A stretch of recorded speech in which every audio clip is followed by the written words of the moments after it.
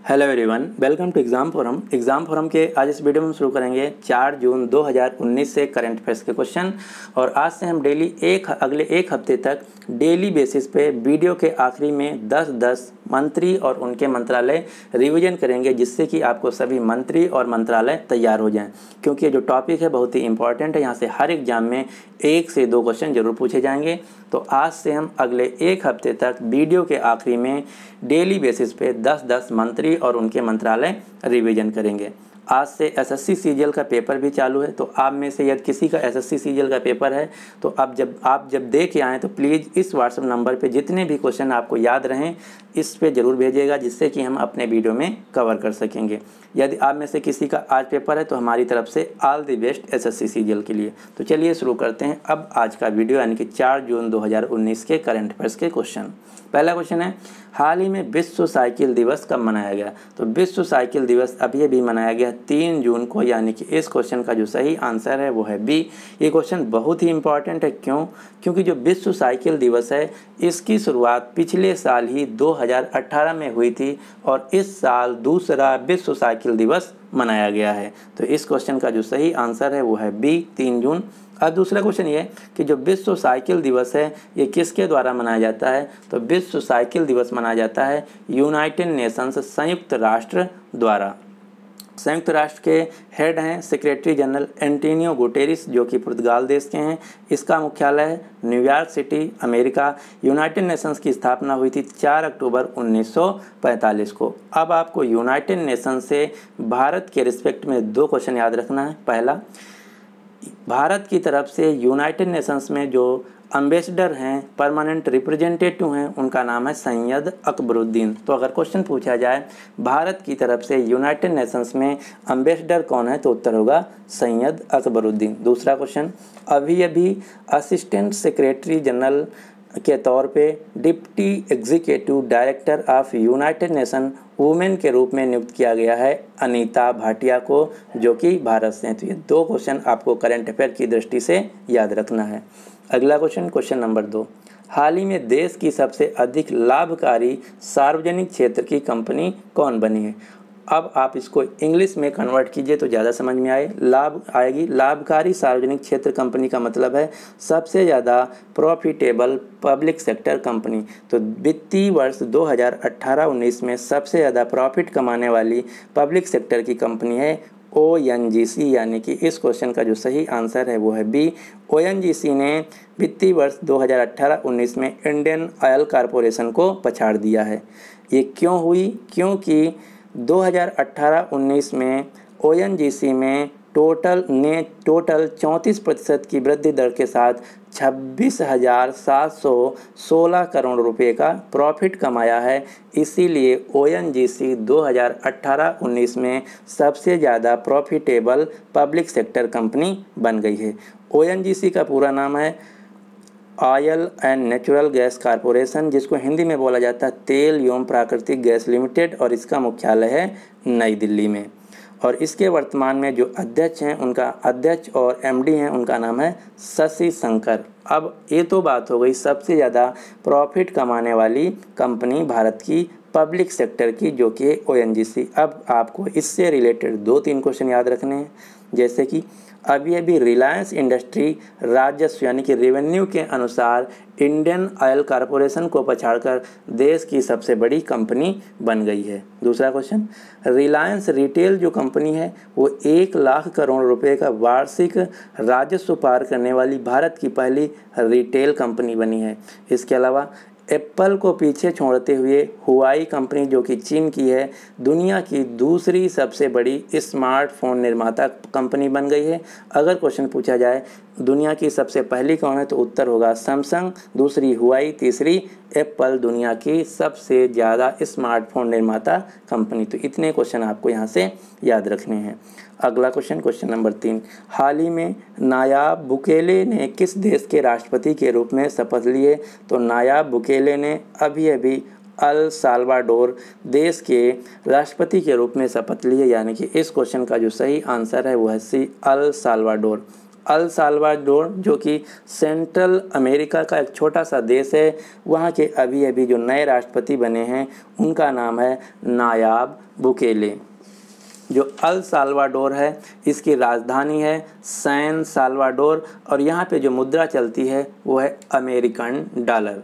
अगला क्वेश्चन, अब आपको याद रखना अभी जितने भी रिसेंट में किसी भी देश के प्रधानमंत्री और राष्ट्रपति बने हैं, जैसे भारत के अभी अभी प्रधानमंत्री बने हैं नरेंद्र मोदी जी, दूसरा जेम्स मरापे नए प्रधानमंत्री बने पपुआ न्यू गिनी के, मोहम्मद बुहारी राष्ट्रपति बने हैं नाइजीरिया देश के, स्कॉट मॉरिसन प्रधानमंत्री बने हैं ऑस्ट्रेलिया के, इंडोनेशिया के नए राष्ट्रपति बने हैं जोको विडोडो, साउथ अफ्रीका के नए प्रेसिडेंट बने हैं सिरिल रामाफोसा और ब्रिटिश की प्रधानमंत्री थेरेसा मे ने अपना इस्तीफा दे दिया है। तो इतने हैं किसी भी देश के अभी रिसेंट में जो प्रधानमंत्री या राष्ट्रपति बने हैं, इसका आपको स्क्रीनशॉट ले लेना है। अगला क्वेश्चन, क्वेश्चन नंबर 4, हाल ही में योग महोत्सव नामक आयोजन किसके द्वारा किया गया? तो योग महोत्सव जो आयोजन है इसका उद्घाटन किया गया है अभी अभी राजीव कुमार द्वारा, यानी कि इस क्वेश्चन का जो सही आंसर है वो है बी। अब आपको यहाँ से 2 क्वेश्चन याद रखना, राजीव कुमार कौन है और योग महोत्सव ये त्यौहार क्या है? तो योग महोत्सव आप सभी को पता होगा 21 जून को विश्व योगा दिवस मनाया जाएगा, उसी के उपलक्ष्य में उससे पहले मनाया गया है योग महोत्सव। इस योग महोत्सव पे जो 2019 का योगा का थीम है वो भी लॉन्च किया गया है और राजीव कुमार जो हैं ये नीति आयोग के उपाध्यक्ष हैं, इन्होंने इसका उद्घाटन किया है योग महोत्सव का दिल्ली में। अब आपको योग महोत्सव से 2-3 क्वेश्चन याद रखना, कौन कौन? इस साल का जो 2019 का 21 जून को विश्व योग दिवस मनाया जाएगा उसकी थीम होगी हृदय के लिए योग। जो योग महोत्सव है इसका आयोजन किया है अभी अभी आयुष मंत्रालय ने, किसके अंडर में? मोरारजी देसाई राष्ट्रीय योग संस्थान के साथ मिलके आयुष मंत्रालय ने योग महोत्सव का आयोजन किया है। अब आपको आयुष मंत्रालय के मंत्री भी याद रखना क्योंकि ये भी रिसेंट में बने हैं। आयुष मंत्रालय का पूरा नाम है आयुर्वेदा, योगा, नेचुरोपैथी, यूनानी, सिद्धा एंड होम्योपैथी। हमारी जो भारत की 5 परंपरागत मेडिकल सिस्टम है उनको मिला के बनाया गया है आयुष मंत्रालय और इसके अभी अभी नए मंत्री बने हैं श्रीपद यसो नाइक। श्रीपद यसो नाइक इससे पहले भी आयुष मंत्रालय के मंत्री थे, अब ये दोबारा आयुष मंत्रालय के मंत्री बने हैं। श्रीपद यसो नाइक आयुष मंत्रालय के साथ साथ ministry of states for defence यानी कि रक्षा के राज्य मंत्री भी बनाए गए हैं। ये तो बात हो गई योग महोत्सव 2019 की। अब आपको यहाँ से एक क्वेश्चन और याद रखना है, योग महोत्सव 2019 के अवसर पे अंतर्राष्ट्रीय योग के लिए आयुष मंत्रालय द्वारा 2 ऐप लॉन्च किए गए हैं, वो कौन है? योग लोकेटर और भुवन ऐप। जो योग लोकेटर ऐप है इसकी सहायता से जो 21 जून 2019 को पूरी दुनिया में योग के इवेंट हो गए तो आपको यहाँ से ट्रैक कर पाएंगे कि किस देश में कौन सा इवेंट मनाया गया योग दिवस के अवसर पे। दूसरा जो भुवन ऐप है ये इसरो द्वारा बनाया गया है, इसकी सहायता से आप जो 21 जून को पूरी दुनिया में इवेंट आयोजित किए जाएंगे तो यहाँ से आपको ये पता चलेगा किस समय किस टाइम फ्रेम में कितने बजे कौन सा इवेंट आयोजित किया गया। तो ये 2 ऐप आपको सीधे सीधे याद रखना है, योग लोकेटर, भुवन ऐप, ये आयुष मंत्रालय द्वारा लॉन्च किए गए हैं अंतर्राष्ट्रीय योग दिवस 2019 के लिए। अब मैं यहाँ पर जो बताया था राजीव कुमार जो कि नीति आयोग के उपाध्यक्ष हैं, तो यहाँ पे मैंने राजीव गाबा, राजीव कुमार, राजीव जैन ये 3 नाम लिखा है राजीव के नाम से। ये तीनों बहुत ही इंपॉर्टेंट पोस्ट हैं, आपको याद रखना है, लेकिन इस क्वेश्चन का जो सही आंसर है वो है राजीव कुमार। अब मैं आपको एक एक करके राजीव के नाम से जितने भी व्यक्ति हैं कवर करता हूँ। सबसे पहले राजीव गाबा जो कि हमारे होम सेक्रेटरी गृह सचिव हैं। राजीव महर्षि जो कि हमारे वर्तमान में कंप्ट्रोलर एडिटर एंड जनरल हैं, जिसको हिंदी में बोला जाता है भारत के महालेखा और परीक्षक। राजीव जैन जो व्यक्ति हैं ये वर्तमान में IB यानी कि इंटेलिजेंसी ब्यूरो के डायरेक्टर हैं, हेड हैं। राजीव कुमार वर्तमान में वाइस चेयरमैन हैं नीति आयोग की। तो ये सभी व्यक्ति जिनके आगे राजीव लगा है, आपको याद रखना है कि कौन व्यक्ति किस पद पे आसीन है। अब आपको याद रखना है नीति आयोग। नीति आयोग का पूरा नाम है national institutions for transforming India. इसका मुख्यालय नई दिल्ली में। इसके वर्तमान में प्रेसिडेंट हैं भारत के प्रधानमंत्री नरेंद्र मोदी और नीति आयोग के CEO हैं अमिताभ कांत। नीति आयोग के वाइस चेयरमैन हैं राजीव कुमार। नीति आयोग की स्थापना हुई थी 1 जनवरी 2015 को।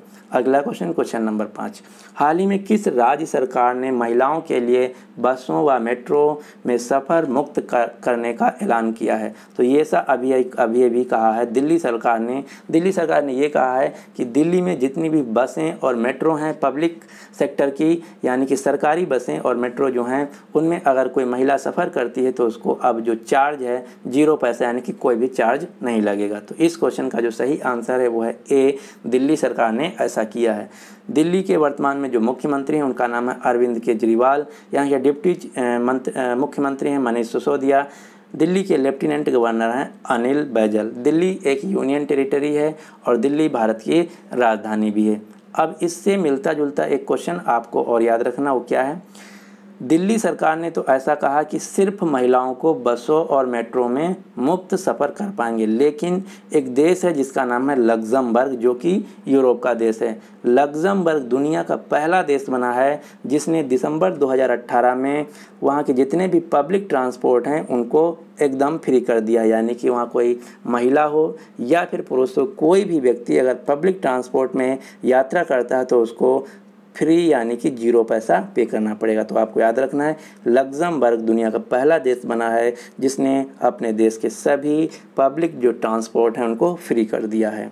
अगला क्वेश्चन, हाल ही में तेलंगाना गठन दिवस कब मनाया गया? तो तेलंगाना गठन दिवस अभी मनाया गया 2 जून को। क्यों? क्योंकि 2 जून 2014 को तेलंगाना जो राज्य है आंध्र प्रदेश से कट के नया राज्य बना था, इसीलिए 2 जून को प्रतिवर्ष मनाया जाता है तेलंगाना गठन राज्य दिवस, और इस साल मनाया गया 5वां तेलंगाना गठन राज्य दिवस। अब आपको 2-3 क्वेश्चन याद रखना। क्या तेलंगाना की स्थापना कब हुई थी? तो तेलंगाना का गठन हुआ था 2 जून 2014 को। तेलंगाना की राजधानी है हैदराबाद। तेलंगाना के मुख्यमंत्री हैं के चंद्रशेखर राव। इनकी पार्टी का नाम है तेलंगाना राष्ट्र समिति पार्टी। तेलंगाना के राज्यपाल हैं ESL नरसिम्हन तेलंगाना के साथ साथ आंध्र प्रदेश के भी राज्यपाल हैं। एक दिवस और आपको याद रखना है, 1 जून को मनाया गया था विश्व दुग्ध दिवस। क्योंकि मैं 2 जून का वीडियो नहीं ला पाया था, इसलिए 1 जून वाला जो दिवस था वो हमसे छूट गया, तो आज हम कवर कर ले रहे हैं। विश्व दुग्ध दिवस मनाया गया था 1 जून को, जिसका थीम था drink milk today and every day. तो ये भी डे आपको याद रखना है। अब हम आपको वो सभी दिवस कवर करते हैं जो कि रिसेंट में किसी भी राज्य स्थापना दिवस के रूप में मनाया गया। जैसे गोवा राज्य दिवस मनाया गया है अभी 30 मई को। महाराष्ट्र और गुजरात दिवस मनाया गया 1 मई को। हिमाचल दिवस मनाया गया 15 अप्रैल को। उड़ीसा दिवस मनाया गया 1 अप्रैल को। राजस्थान दिवस मनाया गया 30 मार्च को। बिहार दिवस मनाया गया 22 मार्च को। तो हमारा मानना है कि अगर आप ये सभी राज्य दिवस याद कर लेते हैं जितने में मैं बताया हूँ मार्च तक, तो अगर कोई भी एग्ज़ाम में पूछे जाएंगे तो सिर्फ मार्च तक ही पूछे जाएंगे। अगला क्वेश्चन नंबर 7, हाल ही में वनडे इतिहास में सबसे तेज़ 250 विकेट व 500 रन बनाने वाले क्रिकेटर बने हैं। इनका नाम है साकिब अल हसन, यानी कि इस क्वेश्चन का जो सही आंसर है वो है ए, साकिब अल हसन। ये बांग्लादेश के ऑलराउंडर हैं। इन्होंने अभी अपने 199 मैच में 250 विकेट लेके 500 रन बनाए हैं, यानी कि इस क्वेश्चन का जो सही आंसर है वो है ए, साकिब अल हसन। अब एक खिलाड़ी का और नाम आपको याद रखना है। पाकिस्तान की एक महिला क्रिकेटर हैं जिनका नाम है सना मीर। सना मीर वनडे में सबसे ज़्यादा विकेट लेने वाली दुनिया की पहली स्पिनर बनी हैं। अगला क्वेश्चन, हाल ही में NSA अजीत डोभाल का कार्यकाल सरकार ने कितने वर्ष के लिए बढ़ा दिया है? तो अजीत डोभाल का सरकार ने अगले 5 साल के लिए कार्यकाल बढ़ा दिया, यानी कि इस क्वेश्चन का जो सही आंसर है वो है ए, 5 साल। NSA का पूरा का मतलब है नेशनल सिक्योरिटी एडवाइज़र, जिसको हिंदी में बोला जाता है राष्ट्रीय सुरक्षा सलाहकार। अजीत डोभाल का जो कार्यकाल है वो तो 5 साल बढ़ा ही दिया गया है। इसके साथ ही साथ सरकार ने अजीत डोभाल को कैबिनेट मंत्री का दर्जा भी दिया। तो ये 2 क्वेश्चन आपको याद रखना है। अजीत डोभाल जो कि हमारे राष्ट्रीय सुरक्षा सलाहकार हैं, इनका कार्यकाल अगले 5 साल के लिए बढ़ा दिया गया है और साथ ही साथ सरकार ने इनको कैबिनेट मंत्री का दर्जा भी दिया है। और जो अजीत डोभाल हैं ये पूर्व रिटायर्ड IPS ऑफिसर हैं। अगला क्वेश्चन, हाल ही में हॉक जेट उड़ाने वाली पहली महिला फाइटर पायलट कौन बनी है? तो इनका नाम है मोहना सिंह। मोहना सिंह हॉक जेट उड़ाने वाली पहली फाइटर महिला बनी हैं। तो इस क्वेश्चन का जो सही आंसर है वो है सी। अगला क्वेश्चन, क्वेश्चन नंबर 10, हाल ही में किस राज्य के हाईकोर्ट ने सभी जानवरों को विधिक व्यक्ति का दर्जा प्रदान किया है? तो ये ऐसा किया है हरियाणा के हाईकोर्ट ने। जो हरियाणा का हाईकोर्ट है उसको बोला जाता है हरियाणा और पंजाब का हाईकोर्ट। तो हरियाणा और पंजाब का जो हाईकोर्ट है उसने हरियाणा राज्य के जो सभी जानवर हैं उनको विधिक व्यक्ति का दर्जा प्रदान किया। अब आपको पता होना चाहिए कि विधिक व्यक्ति का दर्जा क्या होता है। तो इसके तहत जितने भी हरियाणा राज्य के जानवर हैं उनको कानूनी तौर पे उतना ही अधिकार प्राप्त होगा जितना कि जीवित व्यक्तियों को प्राप्त होता है। इससे फ़ायदा क्या होगा? इससे फ़ायदा ये होगा कि जो हरियाणा के जो जानवर हैं, चाहे धरती पे रह रहे हों या फिर आसमान पे या फिर पानी पे, उन सभी का जो काटा जा रहा था या फिर उनको मारा जा रहा था, इससे अब उनको सावधानी बरतनी होगा, वरना अगर कोई ऐसा व्यक्ति करते हुए लिप्त पाया जाता है तो उसको सज़ा दिया जाएगा। तो आपको याद रखना है, पंजाब और हरियाणा की जो हाई कोर्ट है उसने हरियाणा राज्य के लिए सभी जानवरों को कानूनी रूप से व्यक्ति का दर्जा प्रदान किया है। एक क्वेश्चन और आपको यहाँ से याद रखना है, इससे पहले ऐसा करने वाला भारत का पहला राज्य बना था उत्तराखंड। उत्तराखंड का जो हाई कोर्ट है उसने पिछले साल ये कहा था कि वहाँ के जितने भी जानवर हैं उनको कानूनी रूप से व्यक्ति का दर्जा प्राप्त होगा। तो अब तक 2 भारत के ऐसे राज्य हैं जहाँ के सभी जानवरों को कानूनी तौर पे व्यक्ति का दर्जा प्राप्त है। कौन कौन से? पहला उत्तराखंड, दूसरा हरियाणा। अगला क्वेश्चन, हाल ही में दुनिया का सबसे दक्षिणी शहर किसे घोषित किया गया है?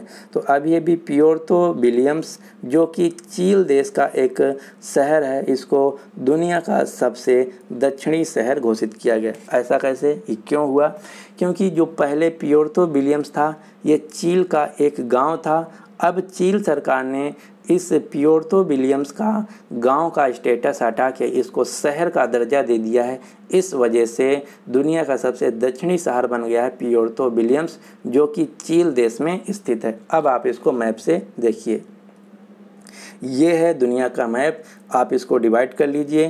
तो ये हो गया उत्तर, ये हो गया दक्षिण, ये हो गया पूरब, ये हो गया पश्चिम।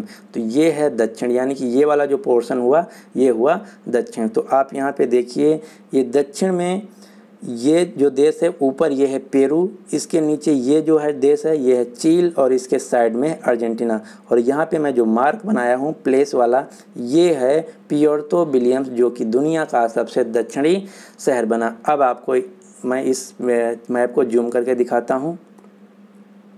ये है जो बॉर्डर दिख रहा है ये है चील देश। ये आपको जो बॉर्डर दिख रहा है ये इस साइड में है चील देश और इधर है अर्जेंटीना और इस साइड है चील। जो प्योर्तो विलियम्स है वो यहाँ पे स्थित है। अब इस मैप को, चील वाले मैप को हम जूम करके दिखाते हैं। ये है चील का रीजन और ये है अर्जेंटीना का।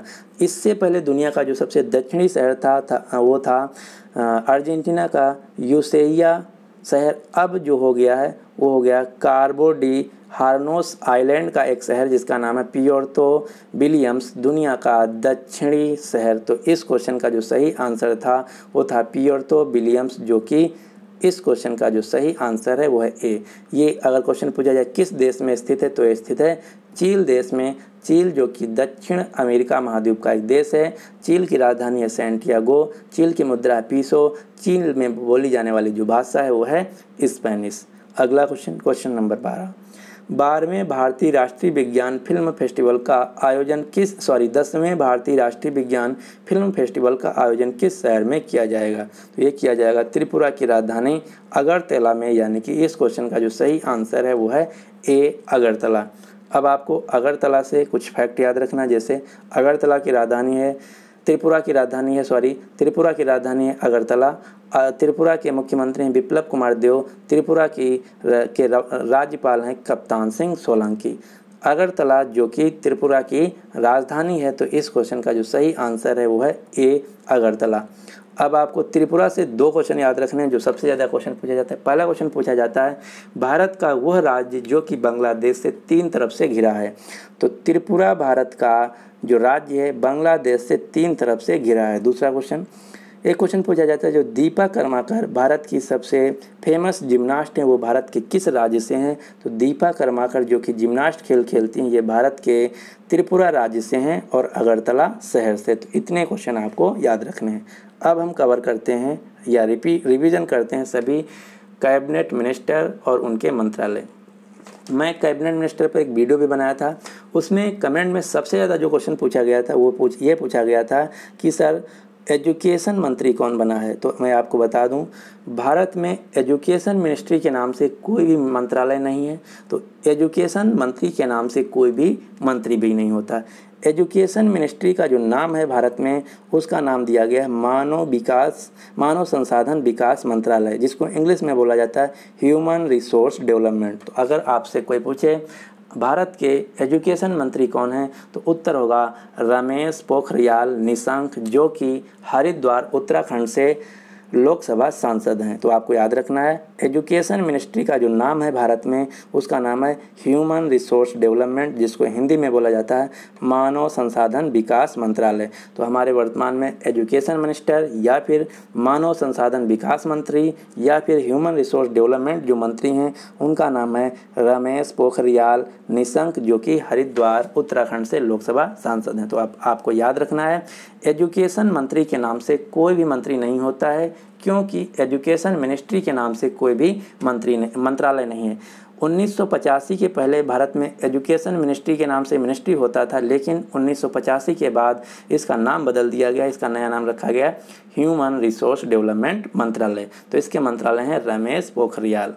अब आपको एक क्वेश्चन और याद रखना है, रमेश पोखरियाल जो कि कैबिनेट मंत्री हैं, इनकी सहायता के लिए जो राज्य मंत्री बनाए गए मिनिस्टर ऑफ स्टेट उनका नाम है धोत्रे संजय शामराव।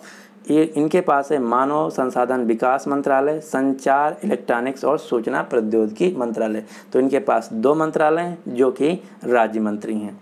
अगला है अमित शाह भारत के नए गृह मंत्री बने। राजनाथ सिंह भारत के नए रक्षा मंत्री बने। निर्मला सीतारमण भारत की नई फाइनेंस मिनिस्टर, इसके साथ ही साथ कारपोरेट अफेयर्स मंत्री बनी हैं। एस सुब्रमण्यम जो कि पहले फॉरेन सेक्रेटरी थे, इनको बनाया गया है विदेश मंत्री। अगला है नितिन जयराम गडकरी, जिनको बनाया गया रोड ट्रांसपोर्ट मंत्री, और इसके साथ ही साथ लघु सूक्ष्म उद्योग मंत्री, जिसको बोला जाता है इंग्लिश में स्मॉल एंड मीडियम इंटरप्राइज का मंत्रालय भी दिया गया है। नितिन गडकरी जो कि नागपुर महाराष्ट्र से लोकसभा सांसद हैं। अगला क्वेश्चन है देवी सदानंद गौड़ा, इनके पास केमिकल और फर्टिलाइजर मंत्रालय है, जिसको इंग्लिश में बोला जाता है केमिकल एंड फर्टिलाइजर मिनिस्ट्री। अगला है रामविलास पासवान को consumer affairs food and public distribution मंत्रालय का मंत्री बनाया गया है। अगला है नरेंद्र सिंह तोमर को कृषि मंत्री और इसके साथ ही साथ रूरल डेवलपमेंट और पंचायती राज मंत्रालय का मंत्री बनाया गया है। तो आपको इतने मंत्री और उनके मंत्रालय याद रखना है। बाकी के जितने मंत्री बने हम अगले वीडियो में डेली इसी प्रकार से रिवीजन करते रहेंगे, जिससे कि आपको सभी मंत्री और उनके मंत्रालय याद हो जाएंगे। तो अब आपको याद रखना है भारत में एजुकेशन मंत्री के नाम से कोई भी मंत्री नहीं होता है। एजुकेशन मंत्री की जगह पे जो टर्म यूज किया जाता है उसका नाम है मानव संसाधन विकास मंत्री, जिसको इंग्लिश में बोला जाता है ह्यूमन रिसोर्स डेवलपमेंट मिनिस्ट्री। तो आपको याद रखना है भारत के वर्तमान में जो एजुकेशन यानी कि शिक्षा मंत्री हैं उनका नाम है रमेश पोखरियाल निशंक, और इनकी सहायता के लिए जो राज्य मंत्री बनाए गए हैं उनका नाम है धोत्रे संजय शामराव। तो बस आज के लिए इतना ही। अब आपके लिए क्वेश्चन क्या है, हाल ही में देश के नौसेना प्रमुख के रूप में किसकी नियुक्ति की गई है। तो इस क्वेश्चन का जो सही आंसर है आपको नीचे कमेंट बॉक्स में देना होगा। तो उम्मीद करते हैं कि रोज़ की तरह आज भी आपको वीडियो पसंद आया होगा। अगर आपको वीडियो पसंद आया तो प्लीज़ इस वीडियो को लाइक कर दीजिए और अपने सभी दोस्तों के साथ जो किसी भी एग्ज़ाम की तैयारी कर रहे हैं उनके साथ शेयर कर दीजिए। अगर अभी तक हमारा चैनल एग्जाम फॉर्म अकेडमी को आप सब्सक्राइब नहीं किए हैं तो इसको सब्सक्राइब कर लीजिए ताकि हर वीडियो की लेटेस्ट अपडेट आप तक पहुँचती रहे। So finally thanks for watching and good luck for your exam.